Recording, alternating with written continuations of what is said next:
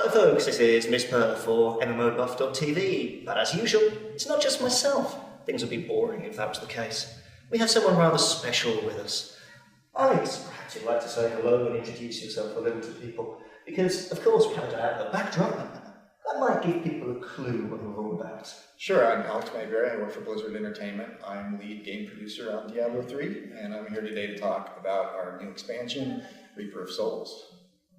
So people hear terms like game producer bandied around, and I'm sure everyone's played fantasy I want to be a game developer in their heads at some point. But it doesn't necessarily mean they understand the role of a producer. Sure. Perhaps you could take us through that briefly. Well, I oversee the development of Diablo 3, and so I work with all the designers and programmers and artists and everyone at the company that has to do work to develop a game like this and get it into a box and put it out on the store shelves. So, I look at timetables and schedules, and I help prioritize work, and I help make sure we have the right resources, and I, work with all the different groups to make sure all those pieces come together. The developers spend a lot of time with their heads down working on their piece of the game. They need somebody who's kind of looking at the big picture, and that's what I do. Okay. So your job, you could say, is to take the helicopter view and bring everything together and get something there at the right point in time. Yes. Okay. What say does that give you, for example, in design direction choices? As a producer, I don't really, it's funny because I do have a design background. I don't direct design. That's not my job. We have a game director, that's Josh Mascara. We have a whole team of designers. My job as a producer is to make sure that they can do their jobs. So I really don't give design direction. I'll give design feedback. I'll give my input. I will help them test and play, and sometimes I'll roll my sleeves up and do some work for them. But really, they're all capable designers, and my job is to make sure that they can do their job. Okay. With something like such a large project, it's not a 5-minute create and output process. Years of work go into this. Now, obviously, we had the announcement at Gamescom initially, but where does the work start internally? What's the whole timeline look like? Oh, it's really hard to. It's not a linear process. At Blizzard, we have an iterative design approach where really it starts with a vision, but then we take that vision and kind of boil it down to what's the simplest, quickest thing we can do. It doesn't have to look pretty. It doesn't even have to run very well, but we want to get it onto the screen so that we can then start to get a feel. Does it feel right? Does it feel like something we want to now put real time into? And if our initial findings are, this feels like it has promise, then we'll say, well, what's the next layer do we put on that? And we keep doing this iteration until we get something that we are really happy with, or until we reach a point where we say, this isn't going to work at all, and then we'll scrap that. So it's part of my job is to help decipher how long we think something's going to take, but then to also kind of predict, well, how much are we going to iterate on this, and how much time do I need to allow for exploration and research and development? So I will plan out an initial timeline, but I know that the second I plan that out, next week it's going to change, and it will change every day until the point that we ship the game. And so we have to be very agile in the way we approach things, and roll with changes and be able to adapt to new vision that comes in or change old visions that don't work. Okay. You talk about adapting to visions. Now, obviously, with the Diablo franchise, we've seen changes. We've seen Loot 2. We've seen more changes. And of course, they're going to boil right the way through. We change how you access gear in the game. It changes the risk-reward cycle. It changes how people approach the game. Yes. When these sorts of changes come into play, how do you suddenly go, well, I'm going to roll with all this new information that's going to throw all of our planning somewhere else? At the end of the day, it's about what's right for the game. So if our game director has a grand idea that he thinks is critical for the game and that all of our players are going to love, then I have no problems with changing the plan. It's the right reason to change the plan. So we sit down and go, okay, well, what's it going to take to do this? And we figure that out, and then we get the resources we need and we put it into action.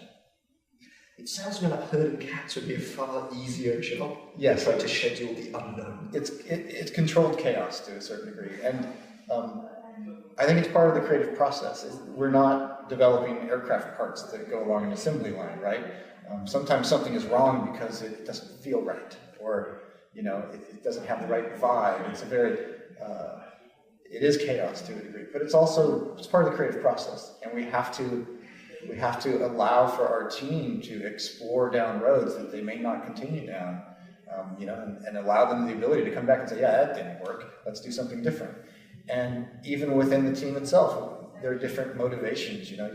Artists are trying to make things beautiful, programmers are trying to make things run, designers are trying to make them fun, and all these people have to come together and make it all work in spite of their own motivations that might be competing. And yet it's that sort of creative conflict that happens that the end result ends up being more than the sum of its parts. So as a producer, I have to account for that and allow for people to come together and be passionate and be disagreeable, and together they sort of find the fun, right? And so we have to make that part of the process.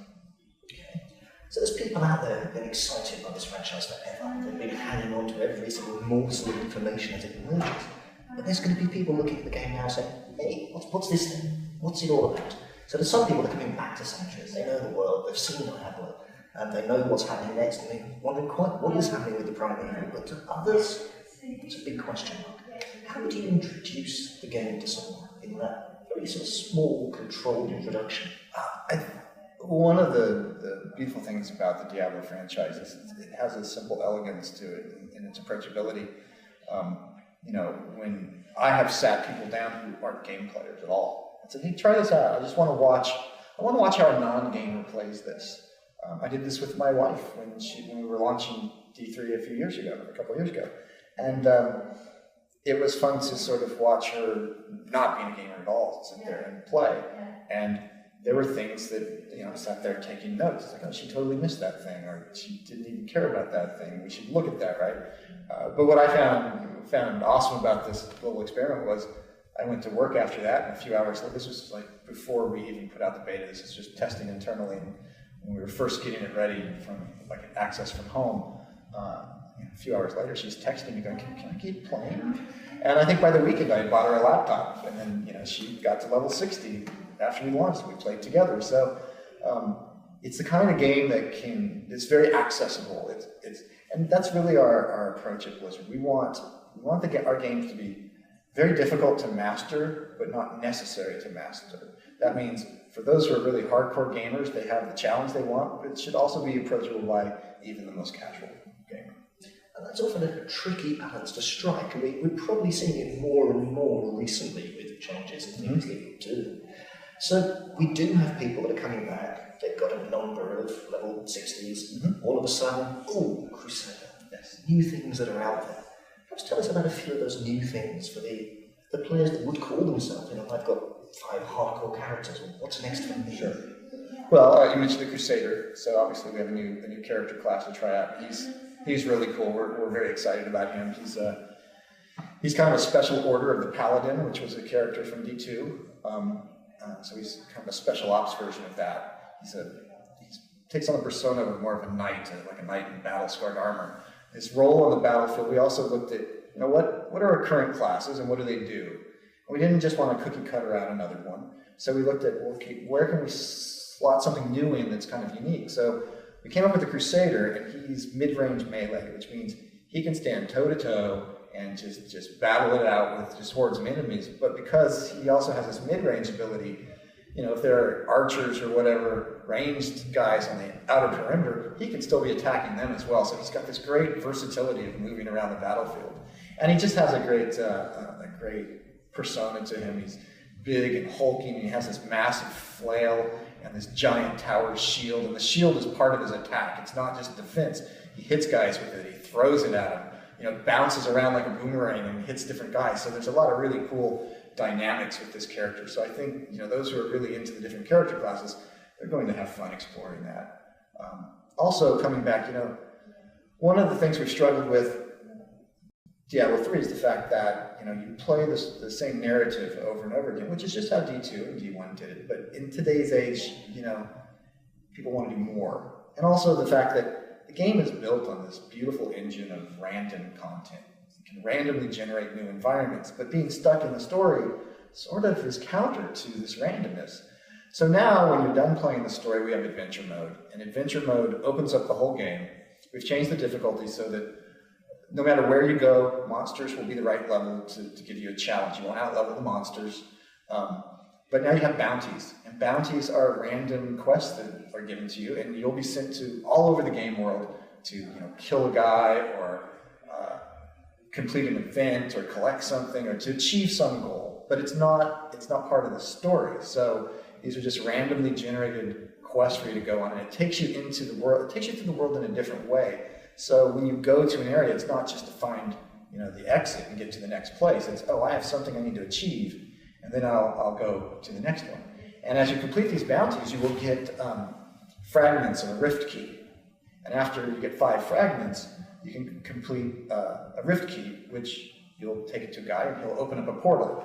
Now when you jump into this Nephilim rift, you have a random dungeon, and it's truly random. The game, it'll be multi-floored, up to 10 floors, and each floor can be completely different, and it pulls from all over the game. So where before you would move through the game in a linear fashion, here you might have, oh, here's a level from the cathedral, and now I'm going to go to the Westmarch graveyard, and now here's a level from heaven. So every time you enter one of those portals in a rift, you have no idea where you're going to end up. And it's not just the place, but it's also the appearance, because we can randomly change the lighting, we can randomly change the fog color. So I've had times where even me going into a rift, I have a moment of acclamation where I have to figure out, where am I? This doesn't look familiar at all. And then I realize, oh, this is the oasis, only instead of being moonlit, it's like blood red, And then on top of that, you're going to encounter monster combinations that you never encounter in the narrative, because in a story, everything has its place and its function, and it's kind of, they're indigenous to certain areas. In these rifts, it's all open. So there are combinations of monsters you've never encountered before, which create, they all have their own abilities, but being presented in this different package, it creates different challenges that you haven't seen before. And then at the end of every rift is a boss to fight. I still remember the shock, playing a bit of the game up until now. It's Oasis. Hang on, that's not supposed to be there. Right. Oh, hang on, I'm dead. I'm so busy looking around going, this has all changed. And in the rifts are also a place where we up the density of monsters even. You'll encounter far more masses of waves of monsters. So, and these things are just infinitely repeatable over and over. And another thing that's just nice about it is they're built so that they're 15 to 20 minutes. So if you don't have hours to play, you always have time to jump in, do some bounties, do some rifts. And then what I find personally is just that by having this adventure mode, and it feels like the world is now open, I can do this, but then maybe I get tired of the adventure mode, I'm going to go play part of the story again.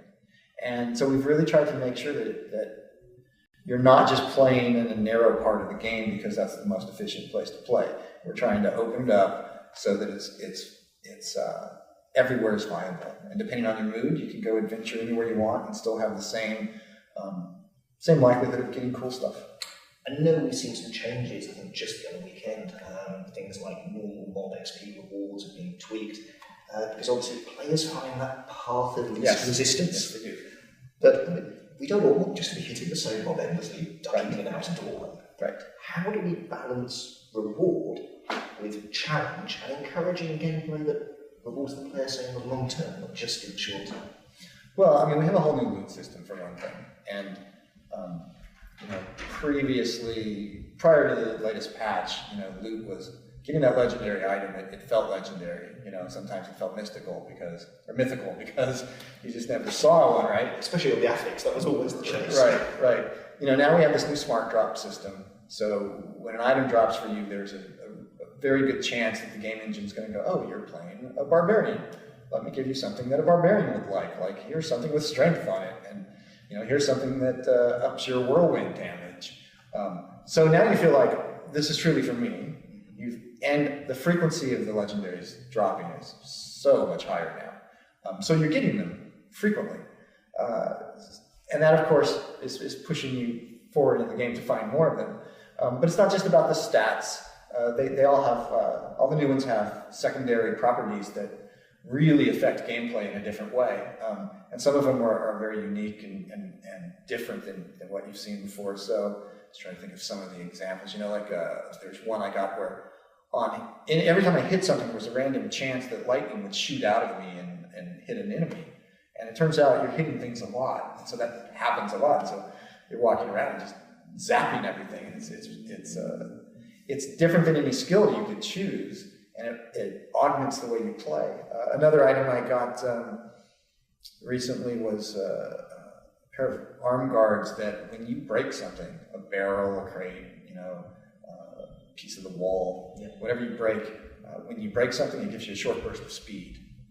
Now, if you combine that with a skill like an Ice Storm or with a pair of like Firewalker boots that just cause everything to break around you, well, now you're running all over the place, and so you're much faster in battle. So we've put a lot of effort into coming up with these cool new properties that have a lot of synergy with your skills and a lot of synergy with the way you interact with the world. And as you combine these items together, you suddenly are playing the game in a very different way than you would have previously. So we're really excited about that too. So let's take a look at where we are now. What's the future for the franchise? We're all saying fantastic, rigorous songs. Does it look like this journey perhaps is going to end anytime soon? Well, our first step is to figure out what we're doing post-launch, and we have every time we make a game, there's always some things that you just kind of run out of time for. And so we have a few things that we want to finish up. So we're planning out what the next content patch will be post-launch of Reaper. But beyond that point, what we really want to do is take a little bit of time to observe and listen to the community and see what people are saying and see what people would like to see next. And as we gather that data, we'll start to formulate what our longer-term goals are for Diablo 3. Fantastic. Alex, it's been an absolute pleasure. Thank you for your time. Thank you. We have places to go, people to see. I believe a small party is in order tonight. I believe so. I think something's happening tonight. Well, you'll probably find out about that later. As always, this is Mizpah for MMOBuff.TV. Signing off.